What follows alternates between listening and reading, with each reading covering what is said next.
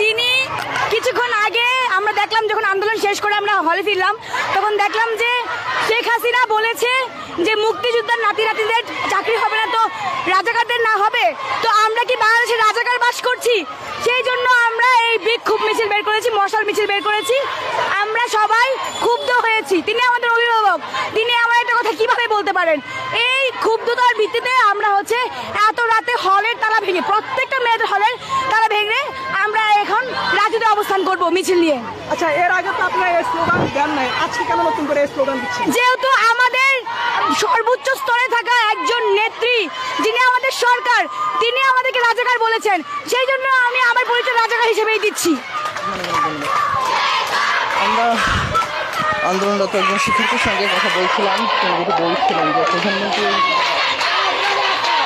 বিশুদ্ধ হয়ে মূলত তারা বিক্ষোভ মিছিল শুরু করেছেন। হাজারো নারী শিক্ষার্থী ইতিমধ্যে এই বিক্ষোভ মিছিলে অংশগ্রহণ করেছেন। আপনারা যদি সামনে দেখেন, ইতিমধ্যে অনেক শিক্ষার্থীরা এই বিক্ষোভ মিছিলে যুক্ত হয়ে গিয়েছেন।